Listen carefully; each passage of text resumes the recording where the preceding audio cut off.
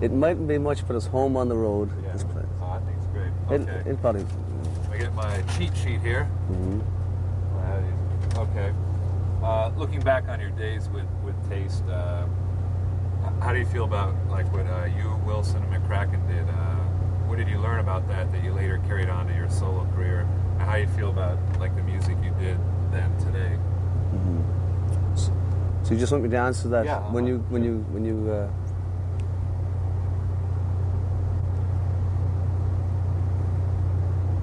Did you tell me when? Oh, go ahead. I'm sorry. Oh, you're running? Oh, Yeah. sorry. Yeah. Oh, I look back in those days with a certain amount of affection, but I don't like to live in the past either.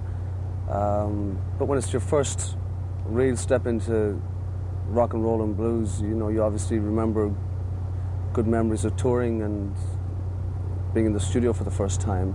So, I mean, I cut my teeth in that band, but a lot has happened since, and I'm more conscious of what's happening now and the future. Okay. When was it that, and why was it that the three of you guys decided to part company? Yeah. Well, the band was running for about 4 years, 2 years with John and Richard, and we just played 340 days a year.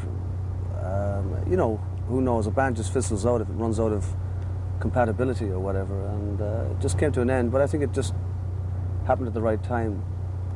Okay.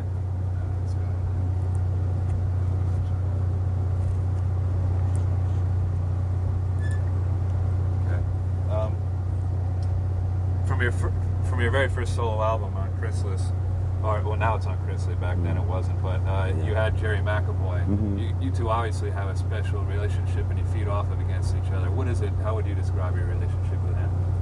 Well, first of all, he's from Belfast, and that's sort of my second home in Ireland. I kind of adopted Belfast with the Taste.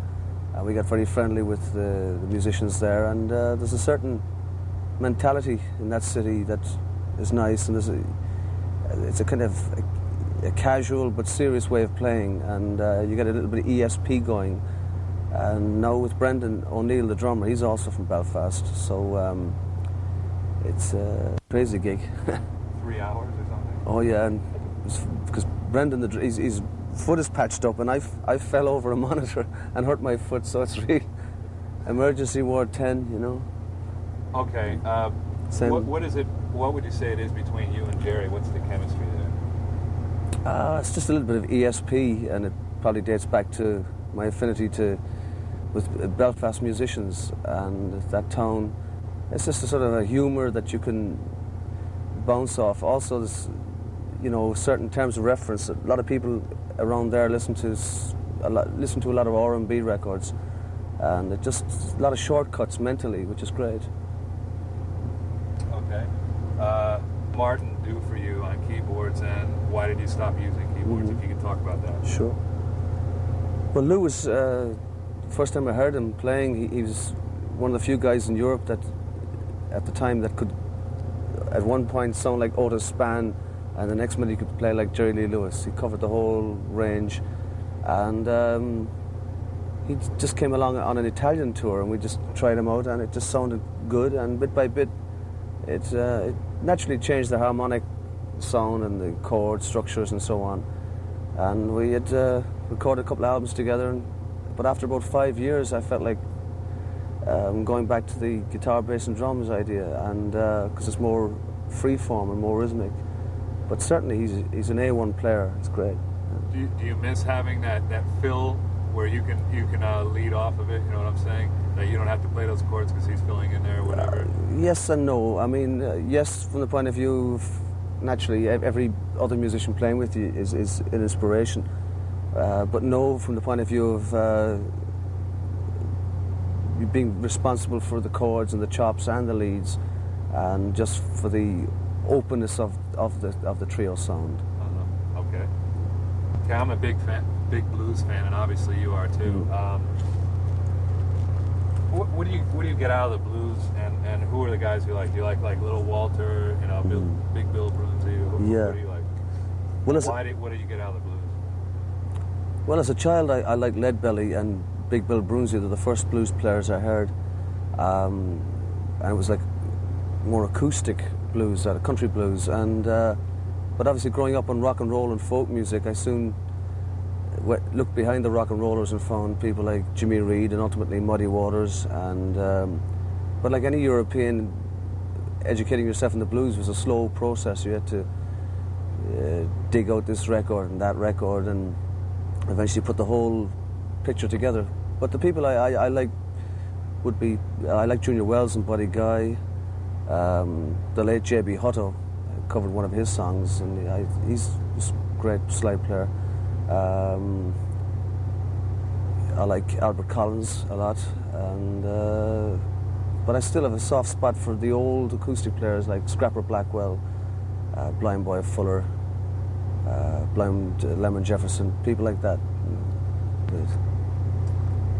All right, since '69, you've had like 18 or 19 odd albums. Through all of that, you've stuck with your music. Whereas other groups saw the shift in musical tastes, and tried to mold their sound to fit those tastes. You stayed true to your roots. Why?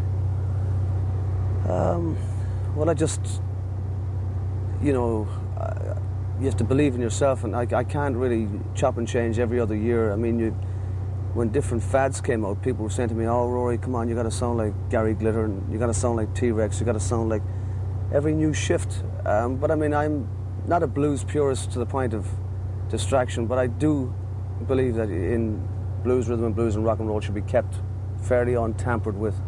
And now the latest fad is R&B is coming back, and this is the joke. So it's just as well that I didn't start going off on these wild goose chases. But I mean, I understand some people are more light-footed about changing styles, and they like to be reggae one minute and then change to new romantics, whatever. But I mean, I just believe in the roots of the music, and I just try and work on that, and I just stuck to it. That's all. Yeah, it helps. All right, Robin Trower and you're both in a similar situation, trying to get a record deal and the whole thing. Why is it you think that radio doesn't play your songs? I mean, both you guys have tremendous talent, but what do you have to do to get like the record barons to see that and get a deal? What's the problem with them and the radio and the whole business? Well, in the last couple of years, it's become a more cutthroat, and a lot of the A&R people and record companies are getting very, pop record and video conscious and so on. But I mean, I've got my record deal sorted out now after a bit of fussing and fighting. But and I just wouldn't go with any company. Some companies will say, okay, we'll give you a deal, but you've got to work with this producer. You've got to wear that. You've got to sing that, and it's not an ego trip. But I mean, you have to believe in yourself, even if you're slightly wrong. It's better to do your own thing. And but certainly a lot of the so-called artist relationship thing and the ethics of the older companies or the A&R men before this generation were a little more true to their hearts. The newer bunch are just all, some of them anyway, are really more strictly dollar conscious and strictly points and products and words like that. Yeah.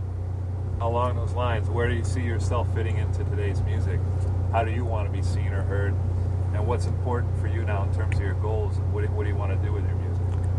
Well, I have musical goals inside and in my mind,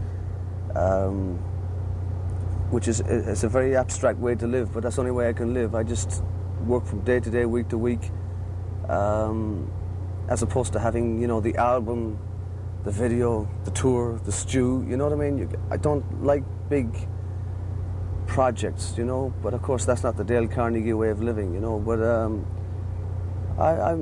I'm happy as long as I can proceed, but I see all I try to do is to say that I play with my heart and my soul, and I have respect for the roots of the music that I play, but I would also like to be contemporary and valid today, and I don't think that's a whole contradiction either. Okay. It still must be when you're at a gig and you're getting that feedback from the audience, and you see that guy in the front row, and you're looking at him, and you know that he's digging your music, and he knows where you're coming from. What sort of satisfaction reward do you get out of that when you see someone there and who's getting off like that? It's great, you don't analyse it obviously, but also it's good if you can actually communicate with people, an audience, young or old, and not strictly on a blues educational type thing. I don't agree with that either, because that's snobbery. But if you can actually play from the heart with the real truth there, and you can communicate by any means, whether it's the tempo or the way you present the song. But if you can turn people on, I mean, that's the oldest reward in the book for entertainers, for musicians. Okay.